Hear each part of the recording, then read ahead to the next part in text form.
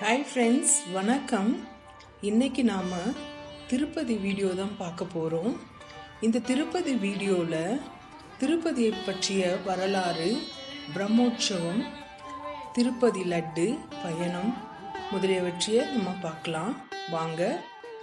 திருப்பதி இந்தியாவில் உள்ள ஆந்திர பிரதேசத்தின் தென்கிழக்கு பகுதியில் உள்ள திருப்பதி மாவட்டத்தில் அமைந்துள்ள ஒரு வைணவ தலமாகும். திருப்பதி மாநகராட்சி இந்தியாவில் உள்ள மிக முக்கிய திருத்தலங்களில் இது ஒன்று. இங்கு பல ஆயிரக்கணக்கான பக்தர்கள் வருகின்றனர். இத்தலம் வைணவர்களின் 108 திவ்ய தேசங்கள் என்று அழைக்கப்படும் கோவில்களில் திருவரங்கத்திற்கு அடுத்தபடியாக 2ஆம் இடத்தில் வைத்து கொண்டாடப்படுகிறது. இந்த பகுதியில் திருப்பதி வெங்கடாச்சலபதி கோயில் உள்ள திருமலையும், அருள்மிகு பத்மாவதி தாயார் கோயில் கொண்டுள்ள திருப்பதியும் இரு நகரங்களாக விளங்கினாலும் பொதுவில் திருப்பதி என்றே பக்தர்களால் போற்றப்படுகின்றது. திருமலை மேல் திருப்பதி என்றும் மற்றது கீழ் திருப்பதி எனவும் குறிப்பிடப்படுகிறது. திருப்பதியை பற்றி ஒரு சுவாரஸ்யமான ஒரு வரலாறை பார்க்கலாம். இஸ்லாமியர்களிடம் இருந்து திருமலை கோயில் தப்பியதற்கு சுவாரஸ்யமான ஒரு வரலாறு ஒன்று சொல்லப்படுகிறது. அந்த முகலாய படையினர் மலையின் மேல் என்ன கோயில் இருக்கிறது என்று கேட்டபோது அவர்களின் நோக்கத்தையும் பழக்க வழக்கங்களையும் நன்கறிந்த உள்ளூர் மக்கள் பன்றி கடவுளின் கோயில் என்றனராம். மக்கள் குறிப்பிட்டது வராக பெருமாளின் திருக்கோயிலை. இந்த பெருமாளை தரிசித்த பின்னர் தான் ஏழுமலையானை தரிசிக்க வேண்டும் என்கிற சம்பிரதாயம் இருக்கிறது. பன்றிகளின் மீது முகலாயர்களுக்கு இருக்கும் வெறுப்பால் அவர்கள் திருமலைக்கு செல்லும் எண்ணத்தை கைவிட்டு விட்டனர் என்று சொல்லப்படுகிறது. இந்த நிகழ்வை குறிப்பதற்காக கட்டப்பட்ட ரங்கநாத மண்டபம் இன்றும் திருப்பதியில் இருக்கிறது. உலகிலேயே பழமையும் பெருமையும் வாய்ந்த பாறை மலைகளில் 2ஆம் இடம் வகிக்கும் மலைகள் திருமலை மலைகள்தான். திருப்பதியின் பழைய பெயரான திருவேங்கடம். இந்த மலைகளை பண்டைய தமிழகத்தின் வடபுறத்து எல்லையாக சிலப்பதிகாரத்தில் குறிப்பிடப்பட்டுள்ளது. இந்த வெங்கடேஸ்வர ஆலயம் எந்த ஆண்டு கட்டப்பட்டது என்பது தெரியவில்லை. என்றாலும் இது பல பேரரசுகளால் பராமரிக்கப்பட்டு வந்திருக்கிறது. பல்லவர், சோழர், பாண்டியர், சாளுக்கியர், விஜயநகர மன்னர்களால் இந்த கோவில் பராமரிக்கப்பட்டு வந்திருக்கிறது. இங்கே உள்ள கல்வெட்டுகள் பெரும்பாலும் தமிழ் கல்வெட்டுகளாகும்.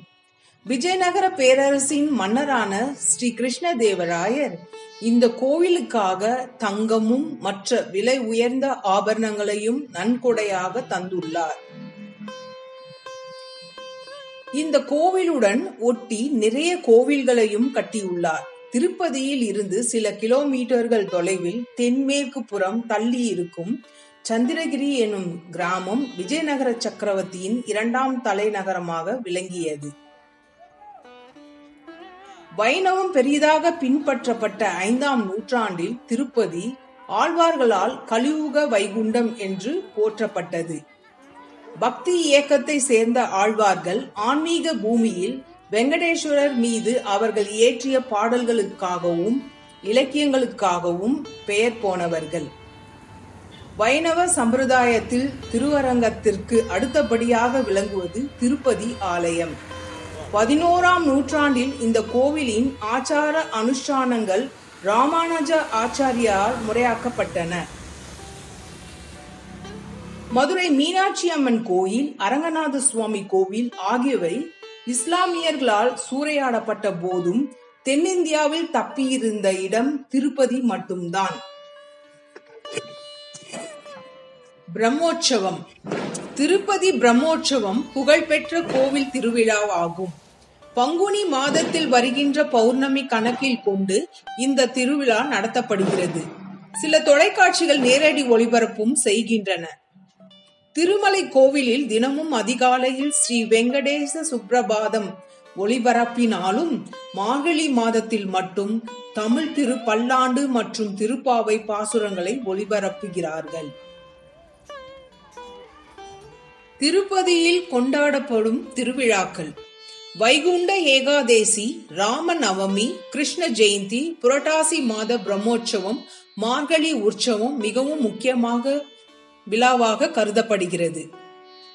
இந்த நேரத்தில் ஒரு வாரத்துக்குள் லட்சக்கணக்கான பக்தர்கள் குவிகின்றனர். ரத சப்தமி என்ற திருவிழா இங்கு நடைபெறுகிறது. இந்த சமயத்தில் வெங்கடேஸ்வரரின் திருவுருவச் சிலை வீதி வீதியாக தேரில் எடுத்து செல்லப்படுகிறது.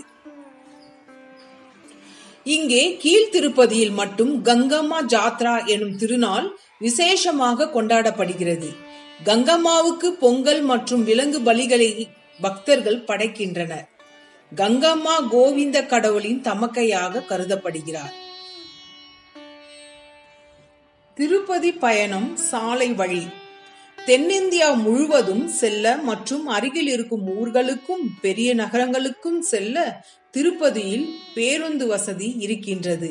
தனியார் நிறுவனத்தினரால் சென்னை, மதுரை, வேலூர், திருவண்ணாமலை, திருக்கோயிலூர், கோயம்புத்தூர், திருப்பூர், திருச்சி, திருநெல்வேலி, ஹைதராபாத் மற்றும் பெங்களூர் போன்ற நகரங்களுக்கும் பேருந்துகள் இயக்கப்படுகின்றன. திருப்பதியின் தொடர்வண்டி நிலையம் எல்லா வசதிகளும் நிறைந்த ஒன்றாக இருக்கிறது. சென்னை மும்பை ரயில் வழியின் மத்தியில் இருக்கும் ரேணிகுண்டா சந்திப்பு திருப்பதி நகரத்தில் இருந்து வெறும் 20 நிமிட தொலைவில் தான் உள்ளது. திருப்பதியில் இருந்து நாட்டின் பல பகுதிகளுக்கு புறப்பட்டு செல்லும் ரயில்கள் பல உள்ளன. திருப்பதி செல்ல வான்வழி: திருப்பதி விமான நிலையம் உள்நாட்டு விமான நிலையமாகும். இங்கிருந்து ஹைதராபாத், விசாகப்பட்டினம், தில்லி, பெங்களூரு ஆகிய இடங்களுக்கு நேரடி விமானங்கள் உள்ளன. நகரத்தின் மையத்தில் இருந்து 15 கிலோமீட்டர் தொலைவில் அமைந்திருக்கிறது இந்த விமான நிலையம். மிக அருகாமையில் அமைந்திருக்கும் பன்னாட்டு விமான நிலையம் சென்னையில் உள்ளது. இது திருப்பதியிலிருந்து சுமார் 130 கிலோமீட்டர் தொலைவில் உள்ளது. திருப்பதி விமான நிலையத்தை பன்னாட்டு விமான நிலையமாக மாற்றுவதற்கான வேலைகள் நடைபெற்று கொண்டு இருக்கின்றன. புவிசார் குறியீடு பெருமையை பெற்றுள்ள இந்த ஸ்ரீவாரி லட்டு திருப்பதி தேவஸ்தானத்துக்கு உரிமையான பொட்டு என்ற திருமட பள்ளியில் தயாராகிறது. 2016 ஆண்டு மட்டும் திருப்பதியில் 10 கோடியே 34 லட்சம் லட்டுகள் விற்பனையாகி சாதனை படைத்தது என்கிறார்கள். பிரபலமானவர்களுக்கு மட்டுமே அளிக்கப்படும் 750 கிராம் அளவு கொண்ட ஆஸ்தான லட்டு ஏழுமலையான் கல்யாண உற்சவத்தை நடத்தி வைக்கும் உபயதாரர்களுக்கு வழங்கப்படும். பக்தர்களுக்கு வழக்கமாக வழங்கப்படும் லட்டின் அளவு 175 கிராம். திருக்கல்யாணத்தில் கலந்து கொள்ளும் பக்தர்களுக்கு வடை, மனோகரம், அவல், பொரி ஆகியவற்றை பிரசாதமாக அளித்ததையும் சொல்கிறது. கோயிலுக்கு வரும் பக்தர்கள் அதை அங்கேயே உண்டதோடு தங்களுடைய உறவுகளுக்கும் கொண்டு செல்ல விரும்பினர். அதற்கு ஏற்ற நெய்வேத்தியமாக வடையும் மனோகரமும் இருந்தன. எனினும் வடை கல் போல் கடினமாக இருந்ததால் அதை வயதானவர்களும் குழந்தைகளும் விரும்பவில்லை. இந்த நிலையில் எல்லோரும் விரும்பும் பிரசாதம் திருப்பதி ஏழுமலையான் லட்டு. தஞ்சமென்றவர்கள் நெஞ்சில் அன்பு தரும் வெங்கடேஸ்வரா வெங்கடேஸ்வரா, எரிமலை போலே ஆசை வந்தாலும் திருமலை தணிக்குமடா, நெஞ்சில் சமநிலை கிடைக்குமடா. திருப்பதி சென்று திரும்பி வந்தால் ஓர் திருப்பம் நேருமடா, உந்தன் விருப்பம் கூடுமடா. ஃப்ரெண்ட்ஸ், இந்த திருப்பதி வீடியோவை பாருங்க. உங்களுக்கு பிடிச்சிருந்ததுன்னா லைக் பண்ணுங்க, கமெண்ட் பண்ணுங்க, ஷேர் பண்ணுங்க. நன்றி.